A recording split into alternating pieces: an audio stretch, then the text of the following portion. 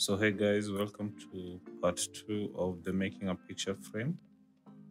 So here essentially we'll be taking you through how I finished out the picture frame from the last bit. So if you haven't checked out the first part, please do. I'll attach a link in the description. And yeah, let's jump right in. So I started out with rounding over the edges of the mirror just to smoothen it out. I used my router with a round over bit and went through like all the four edges, both the inner and the outer edges of the frame. So as always when using power tools, always make sure to use your safety equipment, and in this case my safety glasses. And also while using the router, make sure you're always pushing away from your body rather, and pulling towards yourself.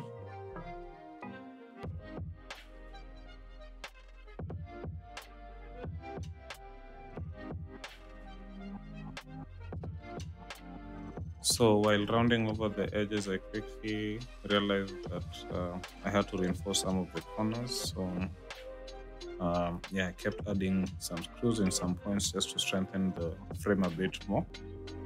Also, it was a bit of acrobatics, keeping moving and putting back the clamps just to make sure they are not in the way of the router while I'm pushing it across an edge. Yeah, but it made pretty quick work of this, and I think the results turned out great.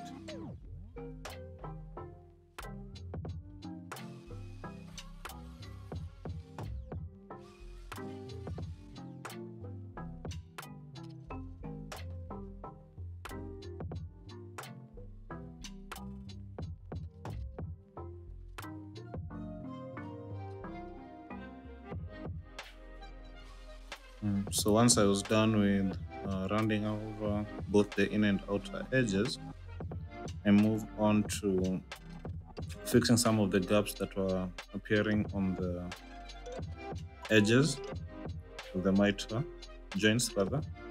I was using a mixture of wood glue and sawdust.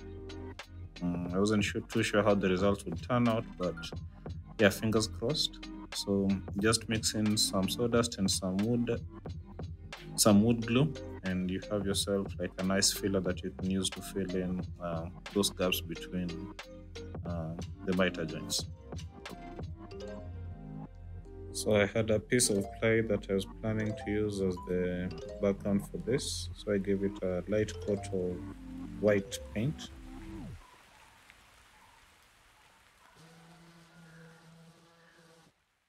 So getting closer to the final stretch of this project, after the filler had dried, I gave the entire frame like some light sanding using 120 grit sandpaper. Didn't want to eat too much into the material, so I think that would have made sense. And yeah, you can see how the edges turned out. I think it looks pretty nice.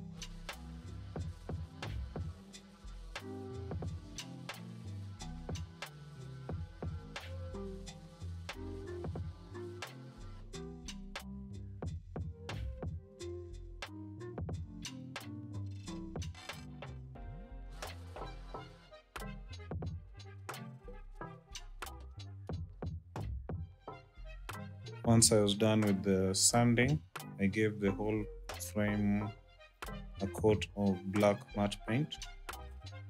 So I think it will contrast really nicely with the bright white background that I'll be using for the background.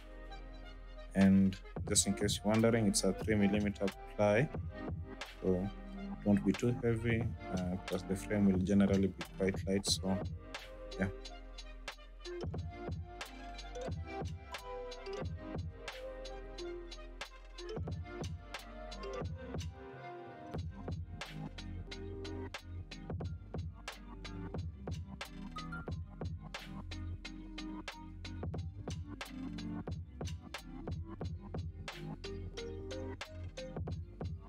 So after the paint had properly dried, I moved on to attaching the perspex.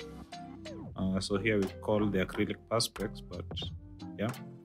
So it was a bit large, so I had to do some minor adjustments to make it fit snugly with the frame. I tried a bit of sanding on the perspex itself, but that didn't work out too nicely.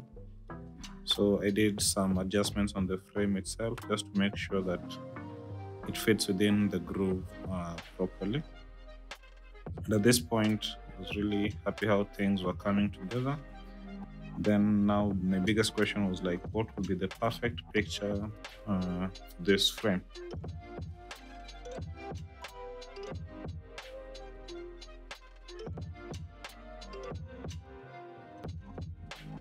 A while back, I made an illustration of one of my all-time favorite movies, and I thought it would be a perfect fit for this frame. And drop a comment if you're able to recognize from which movie this illustration comes from. So yeah.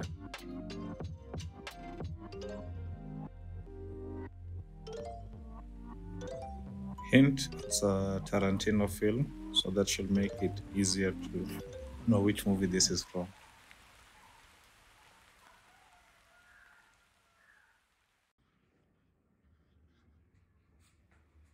So this is how the final piece turned out. I used screws to attach the back panel, and I like how the picture fits at the center, leaving some white space around the image. So there's some issues with how the joints turned out, but all in all, I think the project turned out pretty great. And if you like this type of content, consider sharing or liking and subscribing. Catch you on the next build.